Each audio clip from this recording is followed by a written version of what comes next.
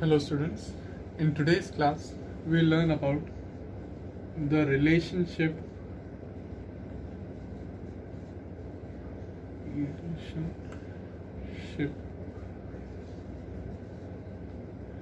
between refractive index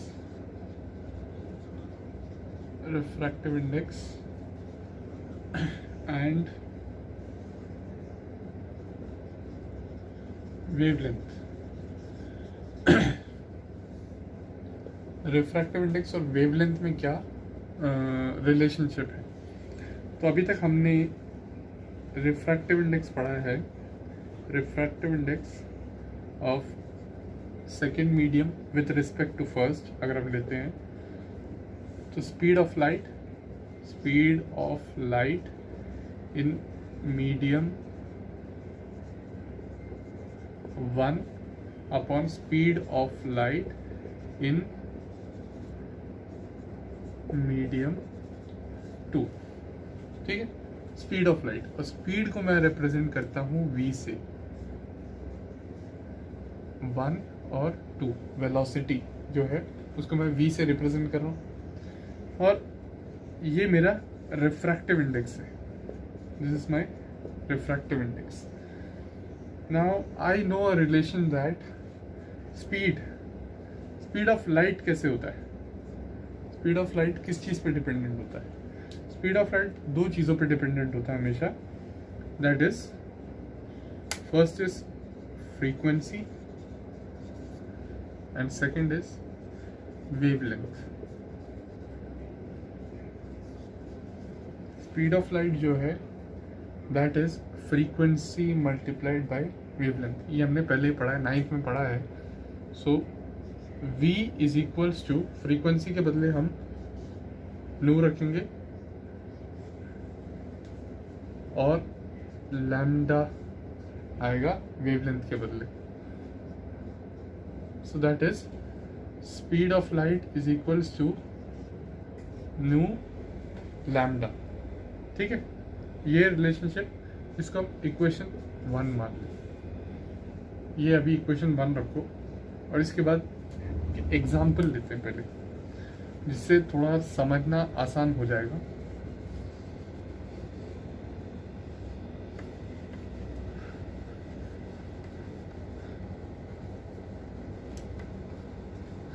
सो हमारा equation 1 है v is equals to lambda into nu. ये हमारा इक्वेशन 1. अब देखो, एक चीज़ जो बहुत इम्पॉर्टेंट है और जो समझना है, वेन एवर अ रे इज चेंजिंग इट्स मीडियम, जब वो मीडियम 1 से मीडियम 2 में जा रहा है तो उसके कुछ प्रॉपर्टीज चेंज हो रही. ठीक है, मान लो ऊपर वाला एयर है और नीचे वाला ग्लास है, तो ये टुवर्ड्स द नॉर्मल बेंड होगा. ठीक है, डेंसर रेयर से डेंसर मीडियम में है तो टुवर्ड्स द नॉर्मल बेंड हो रहा है, लेकिन इसकी कुछ प्रॉपर्टीज साथ में चेंज हो रही है. मैंने पहले ही बताया था कि इसका डायरेक्शन चेंज होने का रीज़न क्या है, क्योंकि स्पीड ऑफ लाइट में वेरिएशन आ रहा है. तो मतलब स्पीड इधर चेंज हो रहा है, v इज चेंजिंग.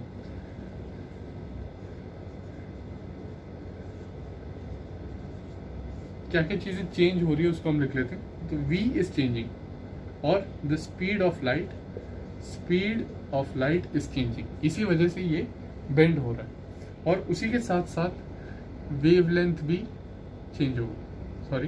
वेवलेंथ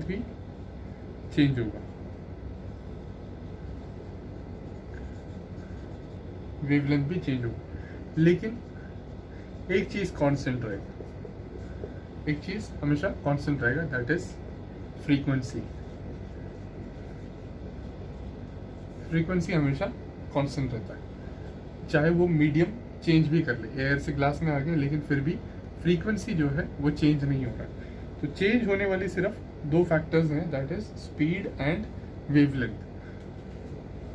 अब मैं इक्वेशन 1 को क्या करूँगा, कंपेयर करता हूँ with respect to refractive index.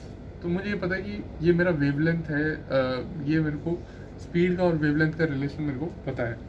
तो उसी तरीके से अगर मैं रिफ्रैक्टिव इंडेक्स लेता हूँ, ठीक है, एयर का और ग्लास का, इधर एक एग्जांपल ले लिया है। सो that is speed of light, speed को v से रिप्रेजेंट किया है, v1 कर देता हूँ, ठीक है। This is in air and v2 this is in glass. ये स्पीड ऑफ लाइट के बारे में बात कर रहे हैं, ठीक है। अब स्पीड के बदले मैं इक्वेशन 1 से इसको डाल देता हूँ, ठीक है।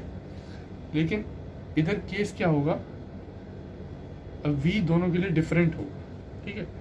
जब एयर में होगा तो v1 will be equal to λ1 into the frequency, और v2 में क्या होगा, λ2 इंटू फ्रीक्वेंसी। फ्रीक्वेंसी चेंज नहीं हो रहा है, जब मीडियम चेंज कर रहा है तो वेवलेंथ जरूर चेंज हो रहा है, ठीक है। वेवलेंथ चेंज हो रहा है, इस वजह से v1 और v2 आ रहा है, वेवलेंथ और स्पीड चेंज हो रहा है, लेकिन फ्रीक्वेंसी क्या है, चेंज नहीं हो रहा है। नाउ v1 और v2 के बदले I can write this as λ1 into nu upon λ2 into nu. This is from equation 2 and 3, 2 और 3 डाल देना उसको। So the refractive index could be written as this, speed of light के बदले मैंने वेवलेंथ और फ्रीक्वेंसी में ले लिया, लेकिन फ्रीक्वेंसी चेंज नहीं हो रहा है, तो I can cancel it out. Now the new relationship is λ1 upon λ2। So the refractive index is equals to the change in the wavelength। जिसी तरीके से चेंज इन स्पीड हमें रिफ्रैक्टिव इंडेक्स देता है, उसी तरीके से चेंज इन वेवलेंथ भी हमें रिफ्रैक्टिव इंडेक्स प्रोवाइड करेगा। So it could be written as, इसको लिखने के बाद लास्ट में लिख लेना, refractive index is equals to v1 upon v2। ये रिलेशन हमने पहले ही पढ़ा था, पहले दो क्लासेस में जो भी हमने पढ़ा उसमें ये रिलेशन यूज किया। This will be equal to λ1 upon λ2। Refractive index is equals to the change in wavelength also. Wavelength change होगा तो वेवलेंथ दिया हो तो भी हम रिफ्रैक्टिव इंडेक्स निकाल सकते हैं। ज़रूरी नहीं है कि हमेशा हमें स्पीड ऑफ लाइट ही चाहिए हो, जैसे हमने 3 × 10⁸ या 2 × 10⁸ जो भी दिया था। उसके अलावा अगर हमें वेवलेंथ भी दिया हो तो भी हम रिफ्रैक्टिव इंडेक्स या स्पीड ऑफ लाइट निकाल सकते हैं। तो इससे कंफ्यूज नहीं होना है, कभी क्वेश्चन में वेवलेंथ दिया हो तो उससे कंफ्यूज नहीं होना है।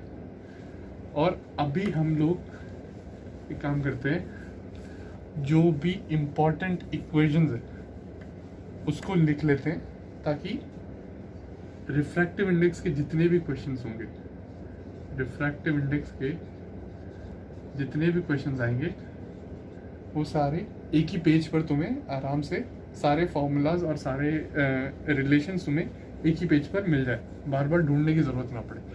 तो इसको हम एक साथ लिख लेते हैं।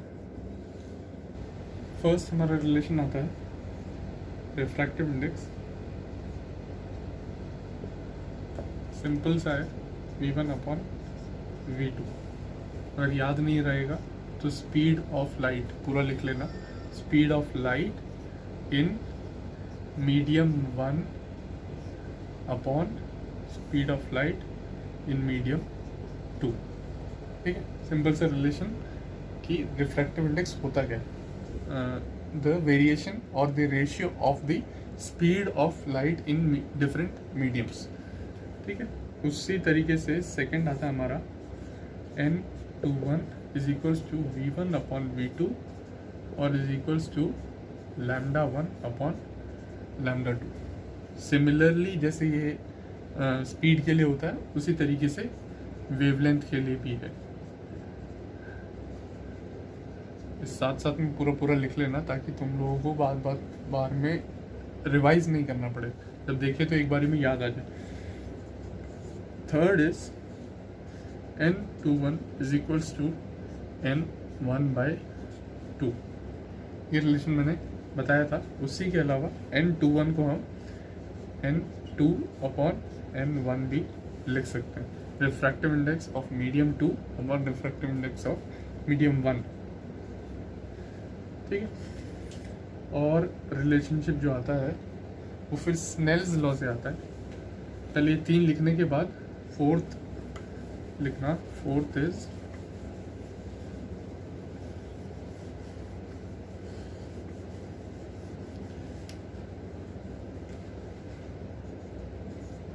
Snell's law, sin I upon sin R is equals to a constant, and that constant is the refractive index या फिर n, ठीक है। n2/1 ले लेते हैं क्योंकि हम हमेशा मीडियम 2 और 1 ले रहे हैं, तो इस वजह से 2/1 ही इसको अज्यूम कर लेते हैं। तो इसको ऐसे लिख लो, या फिर तो उसके बाद एक और लिख लेना, sin I upon sin R is equals to n2/1, ठीक है। कांस्टेंट लिखना, उसके बाद फिर अगले रिलेशन में n2/1 भी दिखाना है, 2 विथ रिस्पेक्ट टू 1। अब इसको क्या कर सकते हैं, थर्ड वाला जो हमने लिखा था उससे मैं n2/1 को 6th रिलेशन में लिखना भी है। 6th रिलेशन में n2/1 को मैं क्या लिखूंगा, n2/n1, ठीक है। Refractive index of second medium upon refractive index of first medium.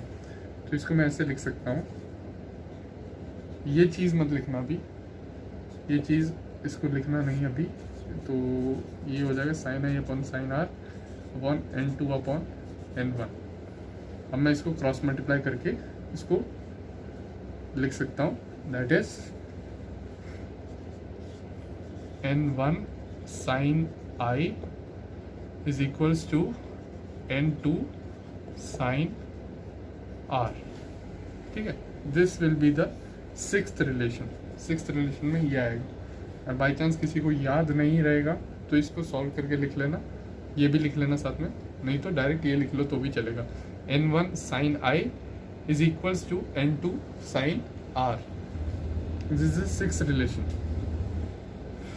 और कुछ important relation, और लास्ट में एक 7th पॉइंट लिख लेना। 7th पॉइंट लिख लेना, frequency does not change। 7th point में लिख लेना कि रिफ्रैक्टिव इंडेक्स के केस में जब भी हम ले रहे हैं या फिर मीडियम से चेंज का बता रहे हैं, जब एक मीडियम से दूसरे मीडियम में चेंज का रे का चेंज का बता रहे हैं, तो फ्रीक्वेंसी चेंज नहीं होता है। क्योंकि एक नंबर का क्वेश्चन कभी कभार कंफ्यूज करने के लिए भी MCQ टाइप में पूछ लेते हैं कि अगर इस मीडियम से उस मीडियम में जा रहा है तो फ्रीक्वेंसी का कितना वेरिएशन होगा, ठीक है। 4 ऑप्शन भी दिए होंगे, तो हम लोग कैलकुलेट करेंगे कुछ ना कुछ। हमें पता है कि स्पीड चेंज होगा या फिर वेवलेंथ चेंज होगा, हम लोग कैलकुलेट कर लेते हैं और वो आंसर उधर दिया भी होगा, लेकिन याद रखना कि फ्रीक्वेंसी चेंज ही नहीं होता। तो कभी कभार ऐसा होता है कि दिया ना हो उसके बाद भी हम लोग गलत करके आ जाते हैं। सो 7 रिलेशनशिप्स हैं और इसी सारे रिलेशनशिप्स के थ्रू हम लोग क्वेश्चन सॉल्व करेंगे या फिर इससे रिलेटेड जो भी न्यूमेरिकल्स है उसको सॉल्व करेंगे। तो यहाँ पे जब लिखो तो न्यूमेरिकल फार्मूलाज भी लिख लेना, रिफ्रैक्टिव इंडेक्स न्यूमेरिकल फार्मूलाज, ठीक है। तो ये सारे एक पेज पर लिख लेना, इसको बहुत इंपॉर्टेंट है। Now we are going to do a simple numerical related to refractive index. The question is, refractive index of flint glass is 1.65. तो फर्स्ट लाइन में हमें रिफ्रैक्टिव इंडेक्स दिया हुआ है 1.65. What is the speed of light in this glass? इस glass में speed of light कितना होगा? और क्वेश्चन में हमें एक और चीज़ दिया है, speed of light in air. Speed of light in air हमें दिया है, that is 3 × 10⁸ metre per second. ये हमें क्वेश्चन में दिया हुआ है, मैंने लिखा नहीं। सो the refractive index refractive index को हम n से रिप्रेजेंट करेंगे। n मुझे ग्लास का निकालना है, तो glass upon air will be equal to speed of light in air upon speed of light in glass. Simple सा है, सिंपल सा रिलेशन कि मुझे अगर glass with respect to air निकालना है तो speed of light in glass upon speed of light in air. और रिफ्रैक्टिव इंडेक्स मुझे दिया हुआ है, refractive index of this glass is given to me, that is 1.65। First line में दिया हुआ है कि रिफ्रैक्टिव इंडेक्स 1.65 है, और speed of light in air भी हमें गिवन है, that is 3 × 10⁸ metre per second upon speed of light in glass. ये मुझे निकालना है, what is the speed of light in this glass. तो मैं इसको इंटरचेंज करूँगा, that is Vg is equal to 3 × 10⁸ अपॉन 1.65। पॉइंट हटाया, ऊपर 2 0, दैट इज 300 और ये 165। ये दोनों कैंसिल करके मैं कुछ वैल्यू निकाल लूँगा, शायद 1 पॉइंट समथिंग है, ठीक है, इंटू 10⁸ मीटर पर सेकेंड, ठीक है, क्योंकि नीचे हमें कोई ऐसा यूनिट नहीं था और ऊपर मीटर पर सेकेंड तो दिया ही है।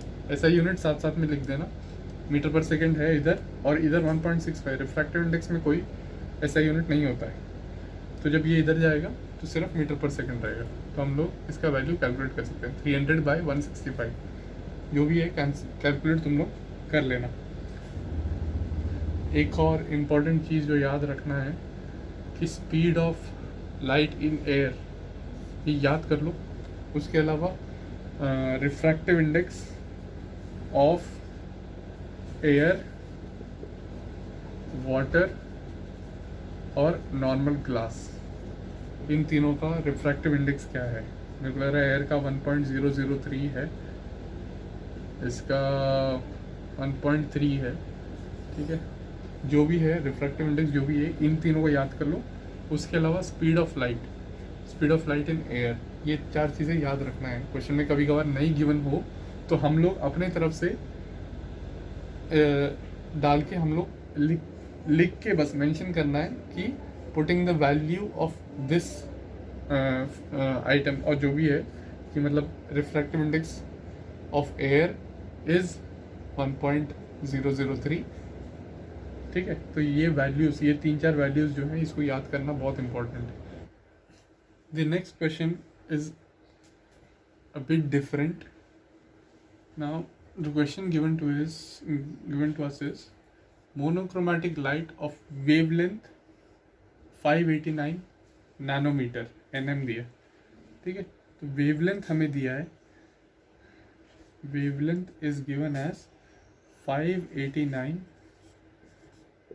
नैनोमीटर, ठीक है। तो क्वेश्चन में जब भी क्वेश्चन मिलता है गिवन लिखने का आदत डालो, तो उससे काफ़ी इजी रहेगा।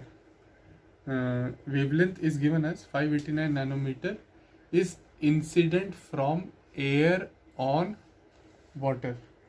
तो एयर से वाटर में जा रहा है, एयर से वाटर में। अगर कोई कंफ्यूजन है तो छोटा सा एक डायग्राम बना लेना, कोई दिक्कत नहीं है, ठीक है। एयर से वाटर में जा रहा है, इसको मैं कन्वर्ट करके देख सकता हूँ। 589 × 10⁻, नैनो होता है 9 -9 मीटर, ठीक है। तो नैनोमीटर को मैं मीटर में कन्वर्ट करूँगा तो 10⁻9 आएगा। नैनो हमेशा 9 होता है, ठीक है, और मैं कन्वर्ट किया तो नेगेटिव भी आएगा। We have to find what is the wavelength, frequency and speed of the refracted light। जब ये लाइट एयर से वाटर में आ रहा है तो उसका वेवलेंथ, फ्रीक्वेंसी और स्पीड, तो फ्रीक्वेंसी जो है दोनों में सेम रहेगा, तो ऊपर वाला एयर में निकाल लिया तो भी वो सेम रहेगा। अब हमें निकालना है मेनली स्पीड और वेवलेंथ में क्या वेरिएशन है। उसके अलावा हमें एक और चीज़ दिया, the refractive index is 4/3. So the refractive index W/A, क्योंकि लाइट एयर से वाटर में जा रहा है तो W/A लेंगे, and this could be written as, इसको हम वेलोसिटी के इसमें कंसिडर करें तो A/W, और अगर हम सीधा डायरेक्टली लैम्डा के हिसाब से कंसिडर करें, ठीक है, या फिर वेवलेंथ के हिसाब से कंसिडर करें तो λ/W, ये रिलेशन हम लोग लिख सकते हैं. अब हमें ये दिया हुआ है, refractive index is given as 4/3 and we are given with lambda in air. ठीक है, एयर में लैम्डा कितना है, 589 नैनोमीटर. तो इसको हम वैल्यू पुट करके हम लोग लैम्डा निकाल सकते हैं. इधर से इस इक्वेशन में पुट करना है. तो NWA के बदले, क्वेश्चन को तुम लोग लिख लेना वीडियो पॉज करके. क्वेश्चन में मिटा दे कॉपी के लिए.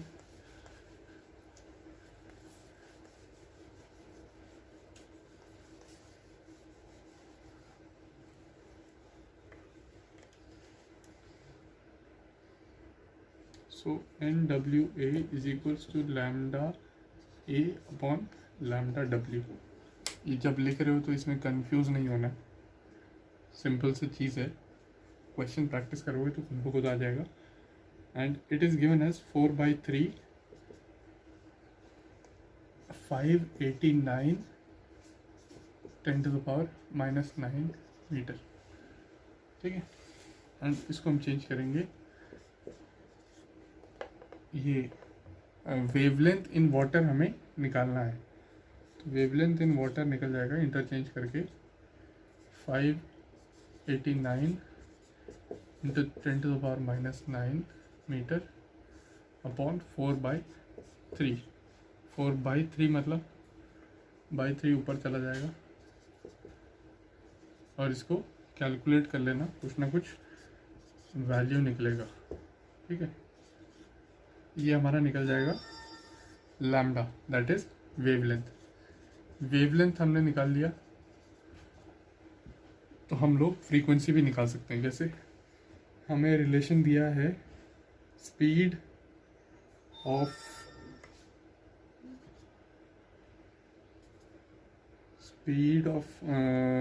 Light in air in will be equal to lambda into frequency और wavelength into frequency. So lambda हमें पता है, अभी दोनों का पता है, वाटर का भी पता है, एयर का भी पता है. एयर का हमने पहले ही निकाल रखा था, 5 मतलब दिया हुआ था 589, और frequency as it is. Velocity हमें पता है दैट एयर में कितना होता है, 3 × 10⁸, इसलिए ये याद करना बहुत ज़रूरी है. तो इसको चेंज करके हम लोग फ्रीक्वेंसी भी निकाल सकते हैं. 2 चीज़ें हमने निकाल ली. लास्ट रहता है द स्पीड ऑफ लाइट